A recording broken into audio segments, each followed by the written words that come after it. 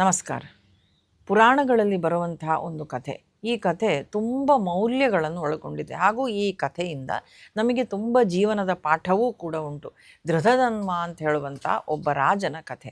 ಆ ಕಥೆ ನಮಗೆ ಬಹಳಷ್ಟು ವಿಚಾರಗಳನ್ನು ತಿಳಿಸಿಕೊಡ್ತದೆ. ನಾವು ಕೂಡ ನಮ್ಮ ಜೀವನದಲ್ಲಿ ಯಾವಾಗ ಎಲ್ಲವೂ ಸರಿಯಾಗಿದೆಯೋ, ಎಲ್ಲವೂ ಸುಖವಾಗಿ ನಮ್ಮನ್ನು ಇಟ್ಟಿರ್ತದೋ, ಯಾವುದೇ ಕಷ್ಟಗಳು ನಮ್ಮ ಜೀವನದಲ್ಲಿ ಇಲ್ವೋ, ಆಗ ನಾವು ಆಲೋಚನೆ ಮಾಡ್ತೇವೆ, ನಾವು ಯಾಕೆ ದೇವರ ಕೆಲಸ ಮಾಡಬೇಕು, ನಾನು ಹಿಂದೆ ಬಹಳ ಪುಣ್ಯ ಮಾಡಿರ್ಬೋದು, ಆ ಪುಣ್ಯ ಫಲದಿಂದಲೇ ಇವತ್ತು ನಾವು ಚೆನ್ನಾಗಿದ್ದೇವೆ, ಹಾಗಾಗಿ ನಾನು ಯಾಕೆ ದೇವರ ಕೆಲಸ, ಎಲ್ಲವೂ ಚೆನ್ನಾಗಿ ಉಂಟು, ಬೇಕಾದಷ್ಟು ಪುಣ್ಯ ಸಂಪಾದನೆ ನಾನು ಮಾಡಿದ್ದೇನೆ, ನನ್ನ ಹಿರಿಯರೂ ಮಾಡಿದ್ದಾರೆ, ಹಾಗಾಗಿ ನನಗೆ ಯಾವುದೇ ಕಷ್ಟ ಇಲ್ಲ, ಯಾಕೆ ನಾನು ಸುಮ್ಮನೆ ದೇವರ ಕೆಲಸ ಮಾಡಿಕೊಂಡು ಉಪವಾಸ ವ್ರತಾದಿಗಳನ್ನು ಮಾಡಿಕೊಂಡು ದಾನ ಧರ್ಮಗಳನ್ನು ಮಾಡಿಕೊಂಡು ನನ್ನನ್ನು ನಾನು ದಂಡಿಸಿಕೊಳ್ಳುವುದು ಯಾಕೆ, ಬೇಡ ಅಂತ ಹೇಳುವಂತಹ ಭಾವನೆ ನಮ್ಮಲ್ಲಿ ಒಮ್ಮೊಮ್ಮೆ ಬರುವುದುಂಟು. ಇಂತಹ ಮನಸ್ಥಿತಿ ಇದ್ದವರಿಗೆ ಅಥವಾ ನಮಗೆ ಇಂತಹ ಮನಸ್ಥಿತಿ ಬಂದಾಗ ಏನಾಗ್ತದೆ ಅಂತ ಹೇಳುವಂಥದ್ದನ್ನು ತಿಳಿಸುವಂತಹ ಒಂದು ಪುರಾಣದ ಕತೆ. ಹಿಂದೆ ಚಿತ್ರಧನ್ವ ಅಂತ ಹೇಳುವಂಥ ಒಬ್ಬ ರಾಜ ಇರ್ತಾನಂತೆ. ವಾಸ್ತವವಾಗಿ ಈ ಕಥೆ ಅಧಿಕ ಮಾಸದ ಮಹಾತ್ಮೆಯನ್ನು ತಿಳಿಸುವಂತಹ ಕಥೆ. ಆದರೆ ಇದು ಅಧಿಕ ಮಾಸದ ಮಹಾತ್ಮೆಯನ್ನು ತಿಳಿಸುವ ಕಥೆ ಆಗಿದ್ದರೂ ಕೂಡ ಸಾರ್ವಕಾಲಿಕವಾಗಿ ಇದರಿಂದ ನಾವು ತಿಳ್ಕೊಳ್ಳುವಂಥ ಅನೇಕ ವಿಚಾರಗಳುಂಟು, ಮೌಲ್ಯಗಳುಂಟು. ಹಾಗಾಗಿ ಅಧಿಕ ಮಾಸ ಮುಗಿದ ನಂತರವೂ ಈಗಲೂ ನಾನಿದನ್ನು ಹೇಳ್ತಾ ಇದ್ದೇನೆ. ಯಾಕೆಂತ ಹೇಳಿದರೆ ಕೆಲವೊಂದು ವಿಚಾರಗಳನ್ನು ತಿಳ್ಕೊಳ್ಳಿಕ್ಕೆ ಅದೇ ಕಾಲದಲ್ಲೇ ತಿಳ್ಕೊಳ್ಬೇಕು, ಅದೇ ಸಮಯದಲ್ಲಿ ತಿಳಿದುಕೊಳ್ಬೇಕು ಅಂತೇನಿಲ್ಲ. ಜ್ಞಾನವನ್ನು ಯಾವಾಗ ಬೇಕಾದರೂ ನಾವು ಪಡ್ಕೊಳ್ಬೋದು. ಹಾಗಾಗಿ ಇದು ಅಧಿಕ ಮಾಸದ ಮಹಾತ್ಮೆ ಅಂತ ಕೂಡ ನಾವು ತಿಳಿಬಹುದು. ಆದರೂ ಕೂಡ ಅದರಲ್ಲಿ ಮೌಲ್ಯಗಳಿರುವುದರಿಂದ ಅದನ್ನು ಈಗ ನೋಡುವ ನಾವು. ಹಿಂದೆ ಚಿತ್ರಧನ್ವ ಅಂತ ಹೇಳುವಂಥ ಒಬ್ಬ ರಾಜ ಇರ್ತಾನೆ. ಆ ಚಿತ್ರಧನ್ವ ರಾಜ ಬಹಳ ಧಾರ್ಮಿಕನಾದಂತಹ ರಾಜ. ಹಾಗೆ ತುಂಬ ದಾನ ಧರ್ಮಾದಿಗಳನ್ನು ಮಾಡಿಕೊಂಡು, ವಿಶೇಷವಾಗಿ ಬ್ರಾಹ್ಮಣ ಭೋಜನಗಳನ್ನು ಮಾಡಿಕೊಂಡು, ಕಷ್ಟದಲ್ಲಿದ್ದವರಿಗೆಲ್ಲ ಸಹಾಯವನ್ನು ಮಾಡಿಕೊಂಡು, ಪ್ರಜೆಗಳನ್ನು ತನ್ನ ಮಕ್ಕಳ ರೀತಿಯಲ್ಲಿ ನೋಡಿಕೊಂಡು ಅತ್ಯಂತ ಸುಂದರವಾಗಿ ರಾಜ್ಯಭಾರ ಮಾಡ್ತಾ ಇರ್ತಾನೆ ಅಚ್ಚುಕಟ್ಟಾಗಿ ರಾಜ ಚಿತ್ರಧನ್ವ. ಹೀಗಿದ್ದಂತಹ ರಾಜನಿಗೆ ಒಬ್ಬ ಮಗ ಇರ್ತಾನೆ, ಅವನ ಹೆಸರು ಧೃತಧನ್ವ ಅಂತ. ಈ ಧೃತಧನ್ವನ ಕಥೆಯೇ ನಾವು ಇವತ್ತು ನೋಡುವಂಥದ್ದು. ಧೃತಧನ್ವ ಬಹಳ ಇವನೂ ಕೂಡ ಧಾರ್ಮಿಕನಾದಂತಹ ವ್ಯಕ್ತಿಯೇ, ಆದರೆ ವಿಪರೀತವಾಗಿ ದೇವರು ಧರ್ಮ ಇದರಲ್ಲೆಲ್ಲ ನಂಬಿಕೆ ಇಲ್ಲ. ಆದರೆ ವಿಶೇಷವಾಗಿ ಯಾವುದೇ ಕೆಟ್ಟ ಅನಾಚಾರಗಳಲ್ಲಿ ತೊಡಗಿಸಿಕೊಳ್ತಿರಲಿಲ್ಲ. ವಿದ್ಯಾಭ್ಯಾಸ ಮಾಡ್ತಾನೆ. ಇವನು ಏಕಸಂಧಿಗ್ರಾಹಿ ಅಂತ, ಅಂದರೆ ಯಾವುದೇ ಒಂದು ವಿಷಯವನ್ನು ಹೇಳಿದ ತಕ್ಷಣ ಅರಿತುಕೊಳ್ತಿದ್ದ, ಸದ್ಗುಣವಂತ. ಹೀಗೆ ವಿದ್ಯಾಭ್ಯಾಸ ಎಲ್ಲವನ್ನೂ ಕೂಡ ಮುಗಿಸ್ತಾನೆ. ಪ್ರಜೆಗಳಿಗೂ ಕೂಡ ಧೃತಧನ್ವ ಅಂತ ಹೇಳಿದರೆ ಬಹಳ ಪ್ರೀತಿ. ಕೊನೆಗೇನು ಮಾಡ್ತಾನೆ ಚಿತ್ರಧನ್ವ ಅಂತ ಹೇಳಿದರೆ, ಅವನಾಗಿಯೇ ಅವನು ನಾನಿನ್ನು ರಿಟೈರ್ಮೆಂಟ್ ತೆಕ್ಕೊಳ್ತೇನೆ, ನಾನು ವಾನಪ್ರಸ್ಥಕ್ಕೆ ಹೋಗ್ತೇನೆ ಅಂತ ತೀರ್ಮಾನ ಮಾಡ್ತಾನೆ. ಮಗನಿಗೆ ರಾಜ್ಯಾಭಿಷೇಕವನ್ನು ಮಾಡಿಸ್ತಾನೆ. ಈಗದ ಹಾಗಲ್ಲ. ಈಗ ಏನು ಅಂತ ಹೇಳಿದರೆ ನಾವು ಎಲ್ಲಿಯವರೆಗೆ ನಮ್ಮ ಕೈಕಾಲಿನಲ್ಲಿ ಬಲ ಇರ್ತದೋ ಅಲ್ಲಿಯ ತನಕವೂ, ಅಥವಾ ಇನ್ನು ಕೆಲವೊಮ್ಮೆ ಹಾಸಿಗೆಯಲ್ಲಿದ್ದಂಥವನಿಗೂ ಕೂಡ ಬೀಗದ ಕೈಯನ್ನು ತೆಗೆದು ಮಗನಿಗೆ ಕೊಡುವಂಥ ಮನಸ್ಸು ಬರುವುದಿಲ್ಲ. ಆದರೆ ಆಗ ಹಾಗೆ ಇರಲಿಲ್ಲ. ರಾಜರೆಲ್ಲರೂ ಕೂಡ ಯಾವಾಗ ಮಕ್ಕಳು ಅಧಿಕಾರವನ್ನು ಪಡೀಲಿಕ್ಕೆ ಅವರು ಸಜ್ಜಾದರು ಆ ಸಮಯದಲ್ಲಿ ರಾಜ್ಯಾಭಿಷೇಕವನ್ನು ಕೊಟ್ಟು ಬಿಡ್ತಿದ್ರು. ಸಂಪೂರ್ಣ ಜವಾಬ್ದಾರಿಯನ್ನು ಅವರಿಗೆ ವಹಿಸಿಕೊಟ್ಟು ಬಿಟ್ಟು ತಾವು ಬ್ರಹ್ಮಜ್ಞಾನದ ಕಡೆಗೆ ಹೋಗ್ತಿದ್ರು, ಭಗವಂತನನ್ನು ತಿಳಿದುಕೊಳ್ಳಿಕ್ಕೆ ಅಂತ ಹೋಗ್ತಿದ್ರು. ಹೀಗೆ ಧೃತಧನ್ವನಿಗೆ ರಾಜ್ಯಾಭಿಷೇಕವನ್ನು ಮಾಡಿ ಚಿತ್ರಧನ್ವ ಹೋಗುವಂತಹ ಸಮಯ. ಆವಾಗ ಧೃತಧನ್ವ ತುಂಬ ನೊಂದುಕೊಳ್ತಾನಂತೆ, ಅಪ್ಪ ಹೋಗಬೇಡಿ ಅಂತ. ಈಗದ ಕಾಲದ ಮಕ್ಕಳ ಹಾಗೆ ಅಲ್ಲ. ಈಗ ಮಕ್ಕಳು ಯಾವ ರೀತಿ ವರ್ತಿಸ್ತಿದ್ದಾರೆ, ಎಷ್ಟು ವೃದ್ಧಾಶ್ರಮಗಳಿಗೆ ತಂದೆ ತಾಯಿ ಹೋಗ್ತಾ ಇದ್ದಾರೆ, ಇದೆಲ್ಲ ನಮಗೆ ಗೊತ್ತುಂಟು. ಆದರೆ ಆಗಿನ ಕಾಲಕ್ಕೆ ಮಕ್ಕಳು ಕೇಳಬೇಕು ಅಂತಲೂ ಇರಲಿಲ್ಲ.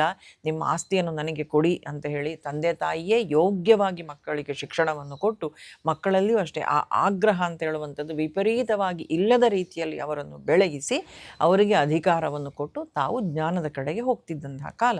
ನಾವು ನೋಡ್ತೇವೆ ಧೃತರಾಷ್ಟ್ರ ಹಾಗೂ ಗಾಂಧಾರಿಯರು ಕಾಡಿಗೆ ಹೋಗಬೇಕಾದ್ರೆ ಯುಧಿಷ್ಠಿರ ಅದೆಷ್ಟು ನೊಂದುಕೊಳ್ತಾನೆ ಅಂತ. ಅವರು ವಾನಪ್ರಸ್ಥಕ್ಕೆ ಹೋಗಬೇಕಾದ್ರೆ ಅವರು ಹೋದದ್ದು ಗೊತ್ತಿದ್ದೂ ಕೂಡ ಮರುದಿವಸ ಬೆಳಿಗ್ಗೆ ಬಂದು ಅವರಿಗೆ ನಮಸ್ಕರಿಸಲಿಕ್ಕೆ ಅಂತ ಬರ್ತಾನಂತೆ. ಅವರು ಕಾಡಿಗೆ ಹೋದಂತಹ ಸುದ್ದಿ ಕೇಳಿ ಬಹಳ ನೊಂದುಕೊಳ್ತಾನೆ. ಇದೆಲ್ಲ ಮಹಾಭಾರತ ನಮಗೆ ಹೇಳುವಂಥದ್ದು. ಹಾಗೇನೆ ಧೃತಧನ್ವ ತುಂಬ ಬೇಸರ ಪಟ್ಟುಕೊಳ್ತಾನೆ. ಆದರೆ ಚಿತ್ರಧನ್ವ ಕೇಳುವುದಿಲ್ಲ. ಯಾಕೆ, ನಾನಿನ್ನು ಹೋಗಬೇಕು, ಇನ್ನು ಭಗವಂತನ ಜ್ಞಾನವನ್ನು ಪಡೆಯುವಂತಹ ಕಾಲ ನನಗೆ ಅಂತ ಹೇಳಿ ಎಲ್ಲವನ್ನೂ ಬಿಟ್ಟು ತಾನು ವಾನಪ್ರಸ್ಥಕ್ಕೆ ಅಂತ ತಾನು ಅಲ್ಲಿಂದ ಮುಂದೆ ಕಾಡಿಗೆ ಅಂತ ತಾನು ಹೊರಟು ಬಿಡ್ತಾನಂತೆ ಧೃತಧನ್ವನ ತಂದೆಯಾದಂತಹ ಚಿತ್ರಧನ್ವ. ಹೀಗೆ ಚಿತ್ರಧನ್ವ ಹೋಗ್ತಾನೆ. ಕಾಲಾಂತರದಲ್ಲಿ ಅವನು ಕಾಲವಶನಾಗ್ತಾನೆ. ಇಲ್ಲಿ ಧೃತಧನ್ವ ಚೆನ್ನಾಗಿಯೇ ರಾಜ್ಯಭಾರ ಮಾಡ್ತಾ ಇರ್ತಾನೆ. ಆ ರಾಜನಿಗೆ, ಧೃತಧನ್ವನಿಗೆ ವಿವಾಹವೂ ಆಗ್ತದೆ, ಮದುವೆಯೂ ಆಗ್ತದೆ. ಅವನ ಹೆಂಡತಿ ಗುಣಸುಂದರಿ ಅಂತ, ಅವಳು ವಿದರ್ಭ ದೇಶದ ರಾಜಕುಮಾರಿ. ಹೀಗೆ ಅವರಿಬ್ಬರ ದಾಂಪತ್ಯದ ಫಲವಾಗಿ ಅವರಿಗೆ ಚಿತ್ರವಾಹ, ಚಿತ್ರಕುಂಡಲ, ಮಣಿಮಾನ್ ಮತ್ತು ಚಾರುಮತಿ ಅಂತ ಹೇಳುವಂತಹ 5 ಮಂದಿ ಮಕ್ಕಳಾಗುತ್ತಾರೆ. 4 ಮಂದಿ ಹುಡುಗರು ಗಂಡು ಮಕ್ಕಳು ಹಾಗೂ ಒಬ್ಬಳು ಹೆಣ್ಣು ಮಗಳು. ಈ ರೀತಿಯಾಗಿ ಮಕ್ಕಳೂ ಆಗ್ತಾರೆ. ಅತ್ಯಂತ ಚೆನ್ನಾಗಿ ರಾಜ್ಯಭಾರ ಮಾಡ್ತಾ ಇರ್ತಾನಂತೆ ಧೃತಧನ್ವ. ಆದರೆ ಅವನಿಗೆ ಧಾರ್ಮಿಕ ಕಾರ್ಯಗಳಲ್ಲಿ ವಿಶೇಷವಾಗಿ ಆಸಕ್ತಿ ಇಲ್ಲ.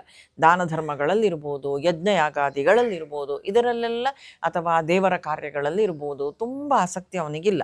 ಸಾಮಾನ್ಯವಾಗಿ ರಾಜರೇನು ಮಾಡ್ತಾರೆ ಅಂತ ಹೇಳಿದರೆ, ಅವರು ಸತತವಾಗಿ ಯಜ್ಞಗಳನ್ನು ಮಾಡಿಸ್ತಾರೆ, ಯಾಗಗಳನ್ನು ಮಾಡಿಸ್ತಾರೆ, ಇದೆಲ್ಲವೂ ನಡೀತಾ ಇರುವಂಥದ್ದೇ. ಆದರೆ ಈ ಧೃತಧನ್ವನಿಗೆ ಅದು ಯಾವುದರಲ್ಲಿ ಆಸಕ್ತಿ ಇಲ್ಲ. ಯಾರಾದರೂ ಮಾಡಿದರೆ ಅವರನ್ನು ಖಂಡಿಸ್ತಿರಲಿಲ್ಲ, ಆದರೆ ಅವನಿಗೆ ಆಸಕ್ತಿ ಇಲ್ಲ. ಅವನ ಹೆಂಡತಿ ಗುಣಸುಂದರಿ ರಾಣಿ ತುಂಬ ಬಾರಿ ಹೇಳ್ತಾಳೆ, ರಾಜನಾದಂಥವನು ಹೀಗಿರಬಾರ್ದು, ಸತ್ಕರ್ಮಾಚರಣೆಗಳನ್ನು ಮಾಡಬೇಕು, ದೇವರನ್ನು ಸ್ತುತಿಸಬೇಕು, ಯಜ್ಞಯಾಗಾದಿಗಳನ್ನು ಮಾಡಬೇಕು, ಕೀರ್ತನೆ ಸಂಕೀರ್ತನೆಗಳನ್ನು ನಡೆಸಬೇಕು, ಋಷಿಮುನಿಗಳನ್ನು ಕರಿಬೇಕು. ಆದರೆ ಇದು ಯಾವುದನ್ನು ಕೂಡ ತಲೆಗೆ ಹಚ್ಚಿಕೊಳ್ಳುವುದಿಲ್ಲ ಧೃತಧನ್ವ. ಅವನಲ್ಲೊಂದು ಆಲೋಚನೆ ಇರ್ತದೆ, ಏನು ಅಂತ ಹೇಳಿದರೆ, ನನ್ನ ತಂದೆ ಚಿತ್ರಧನ್ವ ತುಂಬ ಚೆನ್ನಾಗಿ ಇದೆಲ್ಲವನ್ನು ಕೂಡ ಮಾಡಿದ್ದಾರೆ. ಹಾಗಿರುವಾಗ ನಾನು ಮಾಡಬೇಕಾದ ಅಗತ್ಯ ಏನು? ಅವರಿಂದಾಗಿ ಬಹಳಷ್ಟು ಪುಣ್ಯ ಸಂಗ್ರಹ ಆಗಿರಬಹುದು. ಆ ಕಾರಣದಿಂದ ಇವತ್ತು ನನಗೆಲ್ಲ ಚೆನ್ನಾಗಿ ಉಂಟಲ್ಲ, ನಾನೂ ಕೂಡ ಯಾರು ಮಾಡ್ತಾರೋ ಅವರಿಗೆ ವಿರೋಧವನ್ನಂತೂ ನಾನು ಮಾಡುವುದಿಲ್ಲ. ನಾನು ಹಿಂದೆ ಮಾಡಿದಂತಹ ಪುಣ್ಯ ಉಂಟೋ ಏನೋ ಅಂತೂ ನನಗೆ ದೇವರ ಅನುಗ್ರಹವೇ ಆಗಿರಬಹುದು. ಇವತ್ತು ನಾನು ಚೆನ್ನಾಗಿದ್ದೇನಲ್ಲ, ಯಾವುದೇ ಕಷ್ಟ ಇಲ್ಲ ನನಗೆ. ಎಂಥ ಕಷ್ಟ ಉಂಟು? ಮಕ್ಕಳು ಕೂಡ ಚೆನ್ನಾಗಿ ಸುಶಿಕ್ಷಿತರಾಗಿದ್ದಾರೆ, ವಿದ್ಯಾಭ್ಯಾಸ ಮಾಡ್ತಾ ಇದ್ದಾರೆ, ಒಬ್ಬಳು ಹೆಣ್ಣು ಮಗಳೂ ಇದ್ದಾಳೆ, ರಾಜ್ಯದಲ್ಲಿಯೂ ಯಾವುದೇ ಕ್ಷಾಮ ಇಲ್ಲ, ಬರಗಾಲ ಇಲ್ಲ, ಎಲ್ಲವೂ ಸರಿ ಉಂಟು. ಹಾಗಿರುವಾಗ ಈ ಯಜ್ಞ ಯಾಕೆ, ಈ ಯಾಗ ಯಾಕೆ? ಸುಖವಾಗಿದ್ದೇನಲ್ಲ, ಇದೆಲ್ಲ ಯಾಕೆ ನನಗೆ ಅಂತ ಅವನ ಆಲೋಚನೆ. ಹೀಗಿದ್ದಂತಹ ರಾಜ ಧೃತಧನ್ವ ಒಂದು ಬಾರಿ ಕಾಡಿಗೆ ಬೇಟೆಗೆ ಅಂತ ಹೋಗ್ತಾನೆ.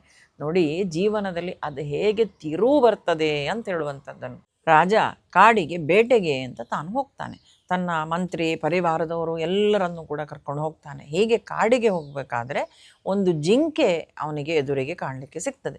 ಆ ಜಿಂಕೆಯನ್ನು ಹೊಡಿತೇನೆ ಅಂತ ಬೇಟೆ ಆಡ್ತಾ ಹೋಗ್ತಾನೆ. ಆದರೆ ಆ ಜಿಂಕೆ ಹೇಗೆ ಹೋಗ್ತದೆ ಅಂತ ಹೇಳಿದರೆ, ಅವನಿಗೆ ತುಂಬ ಶಸ್ತ್ರಗಳನ್ನು ಅಸ್ತ್ರಗಳನ್ನು ತಿಳಿದಿದ್ದಂಥವನು, ಅತ್ಯಂತ ನಿಷ್ಣಾತನಾದ ಬಿಲ್ಗಾರ ಬೇರೆ ಅವನು. ಆದರೆ ಆ ಜಿಂಕೆಯನ್ನು ಹಿಡಿಲಿಕ್ಕೆ ಅವನಿಗೆ ಆಗುವುದೇ ಇಲ್ಲ. ಜಿಂಕೆ ಮರೆಯಾಗಿ ಹಾರಿಕೊಂಡು ಇವನನ್ನು ಕರ್ಕೊಂಡು ಕಾಡಿನ ಮಧ್ಯಭಾಗಕ್ಕೆ ಬರ್ತದಂತೆ. ಆ ಜಿಂಕೆ ಅಲ್ಲಿಯವರೆಗೆ ಬಂದಿದ್ದಾನೆ, ಆದರೆ ಅವನಿಗೆ ಆ ಜಿಂಕೆಯನ್ನು ಹೊಡಿಲಿಕ್ಕೆ ಆಗುವುದಿಲ್ಲ. ಜಿಂಕೆ ಇದ್ದಕ್ಕಿದ್ದ ಹಾಗೆ ಅದೃಶ್ಯವಾಗಿ ಬಿಡ್ತದೆ. ಆಗ ರಾಜ ಆಲೋಚನೆ ಮಾಡ್ತಾನೆ, ಇದು ಯಾಕೆ ಹೀಗೆ ಆಯಿತು? ನಾನು ಅತ್ಯಂತ ನಿಪುಣನಾದಂತಹ ಬಿಲ್ಗಾರ, ಆದರೆ ಈ ಜಿಂಕೆ ನನ್ನ ಕೈಯಿಂದ ತಪ್ಪಿಸಿಕೊಂಡಿತಲ್ಲ ಅಂತ ಹೇಳಿ ಅವನಿಗೊಂದು ಸ್ವಲ್ಪ ದುಃಖ ಆಗ್ತದೆ. ಯಾಕೆಂದರೆ ಯಾವಾಗಲೂ ಕೂಡ ಜೀವನದಲ್ಲಿ ನಾವು ಬಿಟ್ಟಂತಹ ಗುರಿ ನೇರವಾಗಿ ಹೋಗಿ ಬಾಣ ಗುರಿಗೆ ಮುಟ್ಲೇಬೇಕು ಅಂತೇನಿಲ್ಲ. ಜೀವನದಲ್ಲಿ ಯಾವ ಸಂದರ್ಭದಲ್ಲಿ ಬೇಕಾದರೂ ಸೋಲು ಬರ್ಬೋದು. ಧೃತಧನ್ವನಿಗೇನಾಯಿತು ನೋಡಿ, ಅವನು ಜೀವಮಾನದಲ್ಲಿ ಅವನ ಅಷ್ಟು ಆಯುಷ್ಯ ಕಾಲದಲ್ಲಿಯೂ ಕೂಡ ಅವನು ಯಾವತ್ತೂ ಸೋಲು ಅಂತ ಕಂಡವನಿಲ್ಲ. ಅವನಿಗೆ ಯಾವತ್ತೂ ಕೂಡ ಅವನು ಬಯಸಿದ್ದು ಸಿಕ್ಕಲಿಲ್ಲ ಅಂತ ಹೇಳುವಂಥದ್ದಿಲ್ಲ. ಆದರೆ ಇವತ್ತೇನಾಗಿದೆ, ಆ ಜಿಂಕೆಯನ್ನು ಬಯಸಿದ್ದ, ಆದರೆ ಆ ಜಿಂಕೆ ಅವನಿಗೆ ಕೈಗೆ ಸಿಗಲಿಲ್ಲ. ಪ್ರಪ್ರಥಮ ಬಾರಿಗೆ ಸೋಲಿನ ರುಚಿಯನ್ನು ನೋಡ್ತಾನೆ ಧೃತಧನ್ವ. ಈಗ ಚಿಂತೆಗೊಳಗಾಗ್ತಾನೆ. ನಮ್ಮ ಮಕ್ಕಳ ಪರಿಸ್ಥಿತಿಯೂ ಕೂಡ ಒಮ್ಮೊಮ್ಮೆ ಹೀಗೇ ಆಗುವಂತಹ ಸಾಧ್ಯತೆ ಉಂಟು. ಅಂದರೆ ಸಣ್ಣದಿರುವಾಗದಿಂದಲೇ, ಚಿಕ್ಕವರಿರುವಾಗದಿಂದಲೇ ಮಕ್ಕಳಿಗೆ ಬೇಕಾದದ್ದನ್ನೆಲ್ಲ ಕೊಟ್ಟು ಅವರಿಗೆ ಯಾವುದನ್ನೂ ಕೂಡ ಇಲ್ಲ ಅಂತ ಹೇಳುವಂಥ ಅಭ್ಯಾಸವನ್ನು ಮಾಡದೆ ನಾವು ಬೆಳೆಸಿದೆವು ಅಂತೇಳಿ ಆದರೆ ಜೀವಮಾನದಲ್ಲಿ ಯಾವುದಾದ್ರೂ ಒಂದು ದಿವಸ ಗೆಲುವೇ ಇರ್ತದ, ಯಾವತ್ತಾದರೂ ಒಂದು ದಿವಸ ಸೋಲು ಬಂದೇ ಬರ್ತದಲ್ಲ. ಹಾಗೆ ಸೋಲು ಬಂದಾಗ ಕಂಗೆಟ್ಟು ಹೋಗ್ತಾರೆ, ತತ್ತರಿಸಿ ಹೋಗ್ತಾರೆ.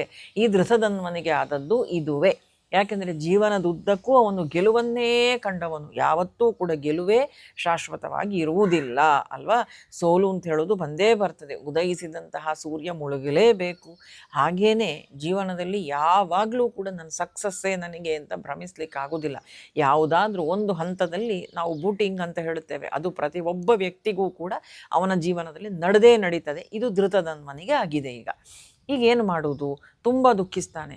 ಆ ಹೊತ್ತಿಗೆ ಅವನ ಮುಂದೆ ಒಂದು ಸುಂದರವಾದಂಥ ಒಂದು ಗಿಳಿ ಕಾಣಿಸಿಕೊಳ್ತದಂತೆ. ಆ ಗಿಳಿ ಎಷ್ಟು ಚೆನ್ನಾಗಿತ್ತು ಅಂತ ಹೇಳಿದರೆ, ಅವನಿಗೆ ಅವನ ಆತ್ಮದಷ್ಟು ಪ್ರಿಯವಾಗಿ ಏನು ಆ ಗಿಳಿ ನನಗೆ ನಾನೆಷ್ಟು ಪ್ರಿಯವೋ ಅಷ್ಟು ಪ್ರಿಯ ನನಗೆ ಈ ಗಿಳಿ ಅಂತ ಹೇಳುವಂಥ ಭಾವನೆ ಅವನಿಗೆ ಬಂತಂತೆ. ತುಂಬ ಪ್ರೀತಿ ಆಯಿತು ಅವನಿಗೆ ಆ ಗಿಳಿಯಲ್ಲಿ. ಹಾಗೂ ಆ ಗಿಳಿ ಇವನಿಗೆ ಕಂಡದ್ದು ಮಾತ್ರ ಅಲ್ಲ, ಆ ಗಿಳಿ ಮಾತಾಡ್ತದೆ ಮತ್ತು ಆ ಗಿಳಿ ಒಂದು ಶ್ಲೋಕವನ್ನು ಹೇಳ್ತದಂತೆ ಇವನ ಹತ್ರ. ವಿದ್ಯಮಾನ ತುಲಸುಖಂ ಆಲೋಕ್ಯಾತೀವ ಭೂತಲೆ ನ ಚಿಂತಯಸಿ ತತ್ವಂ ತ್ವಂ ತತ್ಕಥಂ ಪಾರಮೇಷ್ಯಸಿ ಅಂತ. ಅಂದರೆ ಇವನ ಹತ್ರ ಕೇಳ್ತದಂತೆ ಗಿಳಿ, ಅಲ್ಲ ನೀನು ಎಷ್ಟು ದಿವಸ ಹೀಗೇ ಬದುಕುತ್ತಿ ನೋಡು, ಜೀವನದಲ್ಲಿ ಕಷ್ಟವೂ ಬರ್ತದೆ ಸುಖವೂ ಬರ್ತದೆ. ನಾವು ನೆನೆಸಿದ್ದೆಲ್ಲ ನಮಗೆ ಸಿಗ್ತದೆ ಅಂತ ಹೇಳಲಿಕ್ಕೂ ಆಗುವುದಿಲ್ಲ. ನಮಗೆ ದುಃಖ ಅಂತ ಹೇಳುವಂಥದ್ದು ಜೀವನದ ಒಂದು ಹಂತದಲ್ಲಿ ಬಂದೇ ಬರ್ತದೆ ಅಲ್ವಾ? ಇದು ಎಲ್ಲರಿಗೂ ಕೂಡ ಬರ್ತದೆ, ಏನು ನಿನಗೆ ಅಂತಲ್ಲ. ಹಾಗಿದ್ದಾಗ ನೀನೀಗ ಆಲೋಚನೆ ಮಾಡು, ನೀನು ತತ್ವದ ಕಡೆಗೆ ಯಾಕೆ ಬರ್ತಿಲ್ಲ, ತತ್ವಜ್ಞಾನವನ್ನು ಯಾಕೆ ನೀನು ಪಡ್ಕೊಳ್ಬಾರ್ದು ಅಂತ ಆ ಗಿಳಿ ಕೇಳ್ತದಂತೆ. ಅಂದರೆ ಈ ಬಾಕಿ ಎಲ್ಲ ಶರೀರಕ್ಕಿರುವಂಥ ವೇದನೆಗಳಿರ್ಬೋದು, ಮನಸ್ಸಿಗಿರುವಂತಹ ದುಃಖಗಳಿರ್ಬೋದು, ಇದೆಲ್ಲವೂ ಕೂಡ ಇಲ್ಲಿ ಬರುವಂಥದ್ದು ಸಹಜ. ಹಾಗಿರುವಾಗ ಶಾಶ್ವತವಾದಂತಹ ಸುಖವನ್ನು ಕೊಡುವಂಥ ಆ ಆತ್ಮಜ್ಞಾನದ ಕಡೆಗೆ, ತತ್ವಜ್ಞಾನದ ಕಡೆಗೆ ನೀನು ಯಾಕೆ ಮುಖ ಮಾಡಬಾರ್ದು ಅಂತ ಗಿಳಿ ಹೇಳುತ್ತದೆ. ಗಿಳಿ ಹೇಳಿ ಆ ಗಿಳಿ ಅಲ್ಲಿಂದ ಕಣ್ಮರೆ ಆಗ್ತದೆ.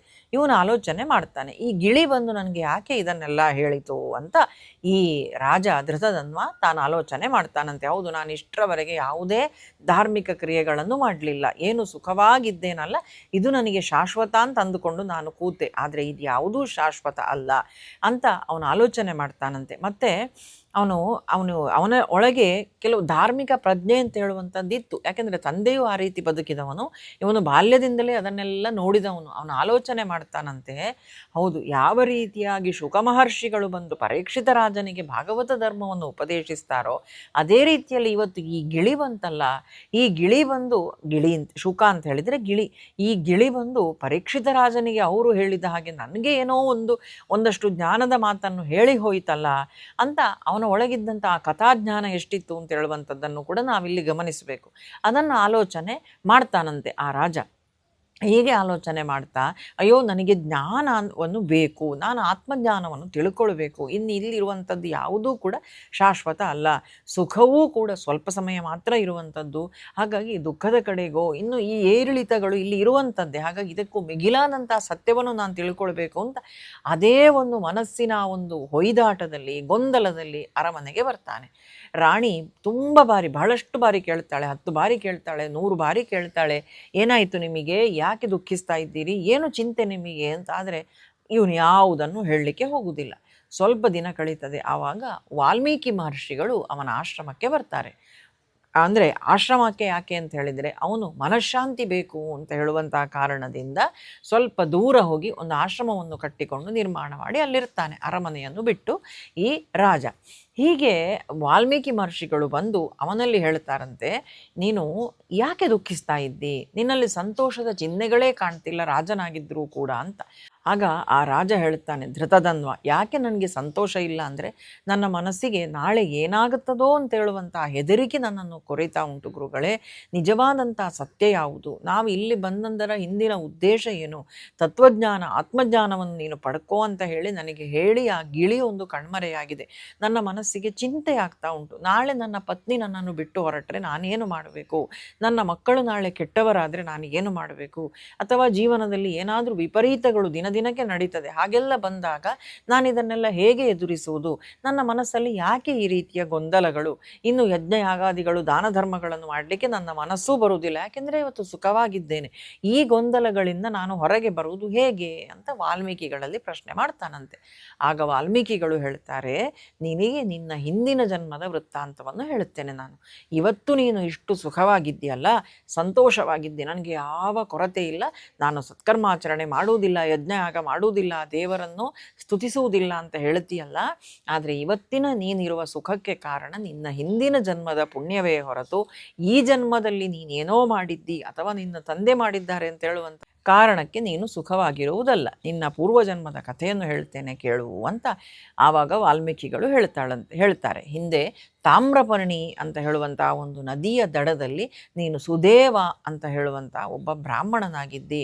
ಆ ಬ್ರಾಹ್ಮಣನಾಗಿ ಇದ್ದಂತಹ ನೀನು ತುಂಬ ಚೆನ್ನಾಗಿ ಸತ್ಕರ್ಮಾಚರಣೆಯನ್ನು ಮಾಡಿದ್ದಿ, ದಾನ ಧರ್ಮಗಳನ್ನು ಮಾಡಿದ್ದಿ, ಬ್ರಾಹ್ಮಣರು ಹೇಗಿರಬೇಕೋ ಆ ಎಲ್ಲ ಕರ್ತವ್ಯಗಳನ್ನು ಕೂಡ ನೀನು ಮಾಡಿದ್ದಿ. ಆ ಬ್ರಾಹ್ಮಣ ಹೇಗಿದ್ದಾನೆ ಅಂತ ಹೇಳಿದರೆ ತುಂಬ ಸಂತುಷ್ಟ, ಅವನಿಗೆ ಜೀವನದಲ್ಲಿ ತೃಪ್ತಿ ಅಂತ ಹೇಳುವಂಥದ್ದು ಅವನ ಪರಮ ಗುಣವಾಗಿತ್ತು. ಯಾವುದು ಸಿಗ್ತದೋ ಅದು ಅವನಿಗೆ, ಅದರಿಂದ ಅವನು ಸಂತುಷ್ಟವಾಗಿ ಜೀವನವನ್ನು ನಡೆಸ್ತಾ ಇದ್ದ ಅಂತ ನಮಗೆ ಭಾಗವತ ಪುರಾಣವೂ ಹೇಳುತ್ತದೆ, ಉಪನಿಷತ್ತುಗಳು ಹೇಳುತ್ತದೆ. ಏನು ಅಂತ ಹೇಳಿದರೆ, ಯಾವ ವ್ಯಕ್ತಿ ತೃಪ್ತಿ ಅಂತ ಹೇಳುವಂತಹ ಚಪ್ಪಲಿಯನ್ನು ಕಾಲಿಗೆ ಧರಿಸಿಕೊಂಡು ಓಡಾಡ್ತಾನೋ ಅಂತಹ ವ್ಯಕ್ತಿಗೆ ಜೀವನದ ಕಷ್ಟ ಸುಖಗಳು ಅಂತ ಹೇಳುವಂತಹ ಕಲ್ಲು ಮುಳ್ಳುಗಳು ಏನೂ ಮಾಡುವುದಿಲ್ಲ.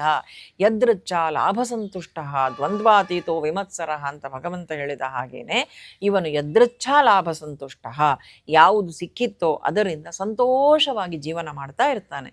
ಅವನಿಗೆ ಅನುರೂಪವಾದಂತಹ ಪತ್ನಿಯೂ ಇರ್ತಾಳೆ, ಗೌತಮ ಋಷಿಗಳ ಮಗಳು ಗೌತಮಿ ಅಂತ ಅವಳಿಗೆ ಹೆಸರು. ಹೀಗೆ ಇವರಿಬ್ಬರೂ ಕೂಡ ಧರ್ಮಾಚರಣೆಯನ್ನು ಮಾಡಿಕೊಂಡು ಸಂತೋಷವಾಗಿ ದಾಂಪತ್ಯ ಜೀವನವನ್ನು ನಡೆಸ್ತಾ ಇರ್ತಾರೆ. ದಾಂಪತ್ಯ ಜೀವನದ ಫಲ ಅಂತ ಹೇಳಿದರೆ ಅದು ಸಂತತಿ. ಹೀಗೆ ಬಹಳಷ್ಟು ಕಾಲ ಕಳೆದರೂ ಕೂಡ ಇವರಿಗೆ ಮಕ್ಕಳಾಗುವುದಿಲ್ಲ. ಆವಾಗ ಬಹಳ ದುಃಖಿಸ್ತಾನಂತೆ ಈ ಬ್ರಾಹ್ಮಣ, ನನಗೆ ಮಕ್ಕಳಾಗಲಿಲ್ಲ ಅಂತ. ಏನು ಸತ್ಕರ್ಮಾಚರಣೆಗಳನ್ನು ಮಾಡ್ತಿದ್ರೋ, ದೇವರ ಧ್ಯಾನ ಯಜ್ಞ ಯಾಗ ಉಪಾಸನೆ ಮಾಡ್ತಿದ್ರೋ ಅದನ್ನು ಇನ್ನೂ ಹೆಚ್ಚು ಮಾಡಲಿಕ್ಕೆ ಪ್ರಾರಂಭ ಮಾಡ್ತಾರೆ. ಅನನ್ಯವಾದಂತಹ ಭಕ್ತಿಯಿಂದ ಭಗವಂತನನ್ನು ಸ್ತುತಿಸ್ತಾರೆ. ಇವರ ಈ ಭಕ್ತಿ ಏನು ಉಂಟಲ್ಲ ಅದು ಗರುಡ ದೇವರಿಗೆ ಅತ್ಯಂತ ಪ್ರಿಯವಾಗ್ತದಂತೆ. ಗರುಡ ದೇವರೇನು ಮಾಡ್ತಾರೆ, ಸಾಕ್ಷಾತ್ ನಾರಾಯಣನ ಹತ್ರ ಹೋಗಿ ಹೇಳುತ್ತಾರೆ, ಆ ದಂಪತಿಗಳೇನಿದ್ದಾರೆ ಸುದೇವ ಮತ್ತು ಗೌತಮಿ ಅವರಿಗೆ ಸಂತಾನವನ್ನು ದೊರಕಿಸಿ ಕೊಡಬೇಕು ಅಂತ. ಹೀಗೆ ಈ ಗರುಡ ದೇವರ ಇನ್ಫ್ಲೂಯೆನ್ಸಿನಿಂದಾಗಿ ಸುದೇವನಿಗೆ ಒಂದು ಗಂಡು ಮಗು ಜನಿಸ್ತದೆ. ಆ ಮಗು ಯಾವ ರೀತಿಯಾಗಿ ಸುದೇಹ ಇದ್ನೋ, ಇಲ್ಲಿ ನಾವು ಧೃತಧನ್ವರಾಜನನ್ನೂ ನೋಡಿದ್ದೇವೆ, ಅವನು ಹೇಗಿದ್ದೇವೋ ಅದೇ ರೀತಿಯ ಗುಣಗಳಿಂದ ಅತ್ಯಂತ ಶೋಭಿತನಾಗಿ, ಬಹಳ ನೋಡಲಿಕ್ಕೂ ಸುಂದರ, ಶಾಸ್ತ್ರಾದಿಗಳಲ್ಲಿ ಪ್ರವೀಣನಾಗಿ ಅತ್ಯಂತ ಚೆನ್ನಾಗಿ ಬೆಳೀತಾ ಬರ್ತಾನೆ ಆ ಮಗು. ಇವನು ಹೇಗೆ ಅಂತ ಹೇಳಿದರೆ, ಇವನೂ ಕೂಡ ಏಕಸಂಧಿಗ್ರಾಹಿ. ಒಂದು ಬಾರಿ ಯಾವುದನ್ನಾದರೂ ಹೇಳಿದರೆ ಆ ಕ್ಷಣಕ್ಕೆ ಅವನಿಗೆ ಅದು ತಲೆಯಲ್ಲಿ ನಿಂತಿತು, ಮತ್ತೊಮ್ಮೆ ಹೇಳಬೇಕಾದಂಥ ಅಗತ್ಯ ಇರಲಿಲ್ಲ. ಈ ರೀತಿಯಾಗಿ ಉತ್ತಮವಾದಂಥ ಗುರುಗಳು ಅವನಿಗೆ ಸಿಗ್ತಾರೆ. ತುಂಬ ಚೆನ್ನಾಗಿ ಆ ಮಗು ಬೆಳೀತಾ ಹೋಗ್ತಾನೆ. ಅವನಿಗೆ ಶುಕದೇವ ಅಂತ ಹೇಳುವಂತಹ ಹೆಸರೂ ಕೂಡ ಇಡ್ತಾರೆ. ಅವನಿಗೆ ಏಕಪಾಠಿ ಅಂತ ಹೇಳುವಂಥವರು ಗುರುಗಳು ಬೇರೆ. ಹೀಗೆ ಶುಕದೇವ ಹಾಗೂ ಈ ಬ್ರಾಹ್ಮಣ ಮತ್ತು ಅವನ ಪತ್ನಿ ಗೌತಮಿ ಇವರು ಚೆನ್ನಾಗಿ ಸಂಸಾರ ಮಾಡ್ತಾ ಇರ್ತಾರೆ. ಹೀಗಿರಬೇಕಾದ್ರೆ ಒಂದು ದಿನ ಅವರ ಆಶ್ರಮಕ್ಕೆ ಅಥವಾ ಅವರ ಮನೆಗೆ ದೇವಲ ಮಹರ್ಷಿಗಳು ಬರ್ತಾರೆ. ಬಂದಂತಹ ದೇವಲ ಮಹರ್ಷಿಗಳು ಈ ಮಗುವನ್ನು ನೋಡಿ ತುಂಬ ಸಂತೋಷ ಆಗ್ತದೆ ಅವರಿಗೆ. ಆದರೆ ಅವರು ಹೇಳ್ತಾರಂತೆ, ಈ ಬ್ರಾಹ್ಮಣನಲ್ಲಿ ಏನು ಅಂದರೆ ಸುದೇವನಲ್ಲಿ ನಿನ್ನ ಮಗನಿಗೆ ಆಯುಷ್ಯ ಕಡಿಮೆ, ಅವನಿಗೆ 12 ವರ್ಷಗಳು ಆಯುಷ್ಯ ಇದ್ದ ಹಾಗೆ ಗೋಚರ ಆಗ್ತಾ ಉಂಟು, ಜಾಗೃತಿಯನ್ನು ಮಾಡಿಕೊಳ್ಳಿ ಅಂತ ಹೇಳಿ ದೇವಲ ಮಹರ್ಷಿಗಳು ಹೋಗ್ತಾರೆ. ಮಗನನ್ನು ಅತ್ಯಂತ ಚೆನ್ನಾಗಿ ಪ್ರೀತಿಯಿಂದ ಜಾಗರೂಕತೆಯಿಂದ ಸಾಕ್ತಾ ಇರ್ತಾರಂತೆ ದಂಪತಿಗಳು. ಒಂದು ದಿವಸ ಬ್ರಾಹ್ಮಣ ಸಮಿದ್ದೆಗಳನ್ನು ತರಲಿಕ್ಕೆ ಅಂತ ತಾನೆಲ್ಲಿಯೋ ಕಾಡಿಗೆ ಹೋಗಿದ್ದಾನೆ. ಮನೆಯಲ್ಲಿ ಅವನ ಪತ್ನಿಯೂ ಇರುವುದಿಲ್ಲ. ಆ ದಿವಸ ಏನಾಗ್ತದೆ ಅಂದರೆ, ಈ ಮಗು ಶುಕದೇವ ಆಟ ಆಡಲಿಕ್ಕೆ ಅಂತ ತಾನು ಕೆರೆಯ ಬದಿಗೆ ಹೋಗಿದ್ದಾನೆ. ತಾಟಕ ಅಂತ ಕರೀತಾರೆ ಅದನ್ನು. ಕೆರೆಯ ತಟಕ್ಕೆ ಹೋಗಿ ಅಲ್ಲಿ ಆಟ ಆಡ್ತಾ ಇರಬೇಕಾದ್ರೆ ಕಾಲು ಜಾರಿ ನೀರಿನ ಒಳಗೆ ಬಿದ್ದು ಬಿಡ್ತಾನೆ. ಅದು ಎಷ್ಟು ಕೆಳಗೆ ಹೋಗಿದ್ದಾನೆ ಅಂತ ಹೇಳಿದರೆ ಎಲ್ಲಿ ಬಿದ್ದ ಅಂತ ಹೇಳುವಂಥದ್ದು ಗೊತ್ತಾಗುವುದಿಲ್ಲ. ಕೆರೆಗೆ ಬಿದ್ದದ್ದು ಗೊತ್ತಾಯಿತು, ನೀರಿನೊಳಗೆ ಬಿದ್ದು ಬಿಟ್ಟ. ಆ ಹೊತ್ತಿಗೆ ಬ್ರಾಹ್ಮಣನಿಗೆ ಹೋಗಿ ತಿಳಿಸ್ತಾರೆ ಸ್ನೇಹಿತರೆಲ್ಲರೂ ಕೂಡ. ಅವನೂ ಬರ್ತಾನೆ, ನೀರಿನೊಳಗೆ ಇಳಿತಾನೆ, ಮಗು ಬಿದ್ದಂತಹ ಜಾಗೆಯಲ್ಲೇ ಹೋಗಿ ನೋಡ್ತಾನೆ. ಆ ಹೊತ್ತಿಗೆ ಮಳೆ ಜೋರಾಗಿ ಬರಲಿಕ್ಕೆ ಪ್ರಾರಂಭವಾಗ್ತದೆ. ಆ ಕೆರೆಯ ನೀರು ಇನ್ನಷ್ಟು ಮೇಲೆಗೆ ಉಕ್ಕಿ ಬಂತು. ಈಗ ಬ್ರಾಹ್ಮಣ ಆ ಮಳೆಯನ್ನೂ ಕೂಡ ತಾನು ಭಗವಂತನ ಕೃಪೆ ಅಂತ ಅನುಗ್ರಹಿಸ್ತಾನೆ. ಆ ನೀರಿನಲ್ಲಿ ಆ ಮಳೆಯಲ್ಲಿಯೇ ಆ ಮಗುವನ್ನು ಹುಡುಕ್ತಾನೆ. ತನ್ನ ಏನು ನಿತ್ಯಾನುಷ್ಠಾನಗಳುಂಟು ಎಲ್ಲವನ್ನೂ ಕೂಡ ನಿರಂತರವಾಗಿ ಮಳೆ ಸುರಿತಾ ಉಂಟು. 1 ತಿಂಗಳ ಕಾಲ ಈ ಮಳೆ ಮುಂದುವರಿತು. ಆದರೆ ಅವನು ಮಗುವನ್ನು ಹುಡುಕುವುದನ್ನು ನಿಲ್ಲಿಸುವುದಿಲ್ಲ. ಮತ್ತು ಅವನು ನಿತ್ಯ ಏನೆಲ್ಲ ಅನುಷ್ಠಾನ ಮಾಡ್ತಿದ್ದ ನೋಡಿ, ಅದು ಎಲ್ಲವನ್ನೂ ಕೂಡ ಆ ಮಗುವನ್ನು ಹುಡುಕುತ್ತಾ ಹುಡುಕುತ್ತಾ ಹುಡುಕುತ್ತಾ ಆ ಮಳೆಯಲ್ಲಿ ನೀರಿನಲ್ಲಿಯೇ ಭಗವಂತನನ್ನು ಸ್ಮರಿಸ್ತಾ ನಿತ್ಯ ಸಂಧ್ಯಾವಂದನೆ ಇರ್ಬೋದು, ಇತರ ಅವನ ಅನುಷ್ಠಾನಗಳೇನಿರ್ಬೋದು ಎಲ್ಲವೂ ಆ ನೀರಿನಲ್ಲಿ ಮಗುವನ್ನು ಹುಡುಕುತ್ತಾ ಆ ಮಳೆಯಲ್ಲಿ ತಾನು ಮುಂದುವರಿಸ್ತಾನೆ. ಹೀಗೆ 1 ತಿಂಗಳು ಕಳೀತದೆ. 1 ತಿಂಗಳು ಕಳೆದಾಗ ಅಲ್ಲಿ ಅವನಿಗೆ ಭಗವಂತನ ಆ ಒಂದು ಸಾಕ್ಷಾತ್ಕಾರ ಆಗುತ್ತದೆ. ಆಗ ಭಗವಂತ ಹೇಳ್ತಾನಂತೆ, ನಿನ್ನ ಈ ಶ್ರದ್ಧೆಗೆ ಈ ಭಕ್ತಿಗೆ ನಾನು ಮೆಚ್ಚಿದ್ದೇನೆ. ಅವನಿಗೆ ಆಯುಷ್ಯ ಇಲ್ಲದೆ ಇರಬಹುದು, ಆದರೆ ನಿನ್ನ ಈ ಶ್ರದ್ಧೆಯಿಂದಾಗಿ ಮರಳಿ ನಾನು ನಿನ್ನ ಮಗನನ್ನು ತಂದು ಕೊಡ್ತೇನೆ. ಯಾಕೆಂದರೆ ಈ 1 ತಿಂಗಳು ಏನು ನೀನಿಷ್ಟು ಕಷ್ಟಪಟ್ಟು ನೀನು ಅನುಷ್ಠಾನವನ್ನು ನಿಲ್ಲಿಸದೆ ನಿನ್ನ ಕೆಲಸ ಮಧ್ಯದಲ್ಲೂ ನೀನು ಅದನ್ನು ಮಾಡ್ತಾ ಬಂದಿಯಲ್ಲ, ನಿರಂತರ ಶ್ರದ್ಧೆಯಿಂದ ಏನು ನಿನ್ನ ಜೀವನದಲ್ಲಿ ನಡೆಯಿತು, ಇದೂ ಕೂಡ ಭಗವಂತನದ್ದೇನೋ ಲೆಕ್ಕಾಚಾರ, ಅವನ ಕೃಪೆ ಅಂತ ಹೇಳುವಂತಹ ಭಾವನೆಯಲ್ಲಿಯೇ ನೀನೇನು ಇದ್ದೀಯಲ್ಲ. ಈ 1 ತಿಂಗಳು ಅಧಿಕ ಮಾಸ ಆಗಿತ್ತು. ಆದ ಕಾರಣ ನೀನು ಈ ಅಧಿಕ ಮಾಸದಲ್ಲಿ ಮಾಡಿದಂತಹ ಸತ್ಕರ್ಮಗಳು, ಸತ್ಯವಾದಂತಹ ನಿನ್ನ ಆಚರಣೆಗಳು, ಇದೆಲ್ಲವೂ ಕೂಡ ನಿನಗೆ ವಿಪರೀತವಾದಂತಹ ಪುಣ್ಯವನ್ನು ತಂದುಕೊಟ್ಟಿದೆ. ಹಾಗೂ ಈ ನಿನ್ನ ಪುಣ್ಯ ಇನ್ನು ಮುಂದಿನ ಜನ್ಮಗಳಿಗೂ ಕೂಡ ಇದು ವಿಸ್ತರಿಸ್ತದೆ ಅಂತ ಹೇಳಿ ಭಗವಂತ ಅವನ ಮಗುವನ್ನು ಮರಳಿ ಅವನಿಗೆ ಜೀವಂತವಾಗಿ ದೊರಕಿಸಿ ಕೊಡ್ತಾನಂತೆ. ಹೀಗೆ ಆ ಬ್ರಾಹ್ಮಣ ಏನಿದ್ದ ಸುದೇವ ಬ್ರಾಹ್ಮಣ, ಅವನೇ ಈಗದ ಜನ್ಮದಲ್ಲಿ ಧೃತಧನ್ವನಾಗಿ ಮತ್ತೆ ಹುಟ್ಟಿ ಬಂದಿದ್ದಾನೆ. ಹಾಗಾದರೆ ಈ ಜನ್ಮದಲ್ಲಿ ಅವನು ಅನುಭವಿಸಿದಂತಹ ಸುಖ ಯಾವುದು, ಆ ಸಂತೋಷ ಯಾವುದು, ಆ ಸಂಪತ್ತು ಯಾವುದು, ಇದೆಲ್ಲವೂ ಕೂಡ ಹಿಂದಿನ ಜನ್ಮದಲ್ಲಿ ಅವನು ಮಾಡಿದಂತಹ ಪುಣ್ಯದ ಫಲ, ಭಗವಂತನ ಅನುಗ್ರಹ, ಅದನ್ನು ಈಗ ಅನುಭವಿಸ್ತಾ ಇದ್ದಾನೆ. ಆದ ಕಾರಣ ಅವನಿಗೆ ಇಷ್ಟೆಲ್ಲ ಸುಖ ಸೌಭಾಗ್ಯಗಳು ಸಿಕ್ಕಿತು. ಹಾಗೆ ಯಾವಾಗ ಇದೆಲ್ಲವನ್ನೂ ಕೂಡ ವಾಲ್ಮೀಕಿ ಮಹರ್ಷಿಗಳಿಂದ ಕೇಳ್ತಾನೋ ಆಗ ಅವನ ಕಣ್ಣು ತೆರೀತದೆ. ಆಗ ಅವನು ಹೇಳುತ್ತಾನೆ, ಹೌದು ನಾನು ಮಾಡಿದ್ದು ತಪ್ಪಾಯಿತು, ನಾನು ಇನ್ನೂ ಸತ್ಕರ್ಮಾಚರಣೆಗಳನ್ನು ಮಾಡುತ್ತೇನೆ ಅಂತೇಳಿ ಅಲ್ಲಿಂದ ಮುಂದೆ ದೇವರ ಭಕ್ತಿಯನ್ನು ತಾನು ಪ್ರಾರಂಭ ಮಾಡ್ತಾನೆ, ಭಜನೆ ಕೀರ್ತನೆಗಳಲ್ಲಿ ತೊಡಗಿಸಿಕೊಳ್ತಾನೆ, ಹಾಗೂ ಯಜ್ಞಾನುಷ್ಠಾನಗಳನ್ನು ತಾನು ಕೈಗೊಳ್ಳುತ್ತಾನೆ, ಹಾಗೂ ಅತ್ಯಂತ ಧಾರ್ಮಿಕನಾದಂತಹ ರಾಜನಾಗಿ ಮುಂದೆ ಅವನು ಮೋಕ್ಷವನ್ನು ಪಡೆಯುತ್ತಾನೆ ಅಂತ ಹೇಳುವಂಥದ್ದು ಅಧಿಕ ಮಾಸದ ಮಹಾತ್ಮೆಯಲ್ಲಿ ಇದನ್ನು ತಿಳಿಸಿದ್ದಾರೆ. ಇದರಿಂದ ನಾವೇನು ಕಲಿತುಕೊಳ್ಬೇಕು, ಯಾವಾಗಲೂ ಕೂಡ ಪುರಾಣದ ಕಥೆಗಳೆಲ್ಲ ಕೇವಲ ಕಥೆಗಳಾಗಿ ನಾವು ಅದನ್ನು ನೋಡಬಾರ್ದು. ಅದು ನಮಗೆ ಜೀವನಕ್ಕೆ ಕೆಲವೊಂದು ಮೌಲ್ಯಗಳನ್ನು ದೊರಕಿಸಿ ಕೊಡ್ತದೆ. ಇವತ್ತು ಚೆನ್ನಾಗಿದ್ದೇವೆ, ಇವತ್ತು ಸಂತುಷ್ಟರಾಗಿದ್ದೇವೆ, ಇವತ್ತು ಎಲ್ಲವೂ ಉಂಟು ಅಂತ ಹೇಳಿದ ಕಾರಣಕ್ಕೆ ನಾವು ದೇವರ ಕೆಲಸವನ್ನು ಮಾಡಬಾರ್ದು ಅಂತ ನಾವು ಭ್ರಮಿಸಬಾರ್ದು, ನಾವು ಸತ್ಕರ್ಮಗಳನ್ನು ಮಾಡಬಾರ್ದು ಅಂತ ನಾವು ಬಯಸುವಂತಿಲ್ಲ, ನಾವು ತೀರ್ಮಾನ ಮಾಡುವಂತಿಲ್ಲ. ಯಾಕೆಂದರೆ ಇದು ಪೂರ್ವಜನ್ಮದ ಪುಣ್ಯದ ಸಂಗ್ರಹದಿಂದ ನಾವು ಪಡೆದಂಥ ಭಾಗ್ಯ ಇರ್ಬೋದು, ಆದರೆ ಆ ಸಂಗ್ರಹ ಎಷ್ಟುಂಟು ಅಂತ ಹೇಳುವಂಥದ್ದು ನಮಗೆ ಗೊತ್ತಿಲ್ಲ. ಜೀವಾತ್ಮದ ದಾರಿ ಇನ್ನೂ ತುಂಬ ಬಹಳ ದೂರ ಉಂಟು. ಹಾಗಿರುವಾಗ ಮುಂದಿನ ನಮ್ಮ ಜೀವನ ಸಂತೋಷವಾಗಿರಬೇಕಲ್ಲ, ಆದ ಕಾರಣ ನಾವು ಭಗವಂತನ ಧ್ಯಾನವನ್ನು ಮಾಡಬೇಕು. ಮುಂದಿನ ಜೀವನಕ್ಕೂ ಕೂಡ ನಾವಿಲ್ಲಿಂದಲೇ ಬುತ್ತಿ ಕಟ್ಟಿಕೊಂಡು ಹೋಗಬೇಕು. ತಂದದ್ದು ಯಾವಾಗ ಮುಗೀತದೆ ಅಂತ ಹೇಳುವಂಥದ್ದು ನಮಗೆ ಗೊತ್ತಿಲ್ಲ ಅಲ್ವಾ. ಅದನ್ನು ಅನುಭವಿಸ್ತಾ ಇರ್ತೇವೆ. ತಂದಂತಹ ಪುಣ್ಯ ಅದು ಕ್ಷೀಣ ಆಗಿ ಹೋಗ್ತದೆ. ಹಾಗಾದರೆ ಮುಂದಿನ ಜೀವನಕ್ಕೆ ನಮಗೆ ಬೇಕಲ್ಲ, ಆದ ಕಾರಣಕ್ಕಾಗಿ ಆದರೂ ನಾವು ಸತ್ಕರ್ಮಾಚರಣೆಗಳನ್ನು ಮಾಡಲೇಬೇಕು. ಇವತ್ತು ಎಲ್ಲವೂ ಉಂಟು ಅಂತ ಹೇಳಿಕೊಂಡು ಭಗವಂತನ ಆ ಒಂದು ನೆನಪಿನಿಂದ, ಆ ಒಂದು ಜ್ಞಾನದಿಂದ ನಾವು ಹಿಂತೆಗೆಯಬಾರದು ಅಂತ. ಇದು ಆ ಧೃತಧನ್ವನಿಗೆ ಅವನಿಗೆ ಅರ್ಥ ಆಯಿತು. ಅವನ ಸನ್ಮಾರ್ಗದಲ್ಲಿ ನಡೆದ.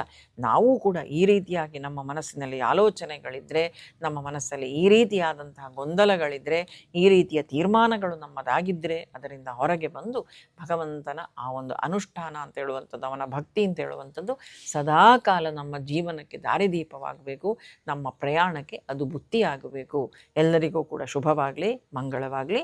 ಕೃಷ್ಣಾರ್ಪಣಮಸ್ತು.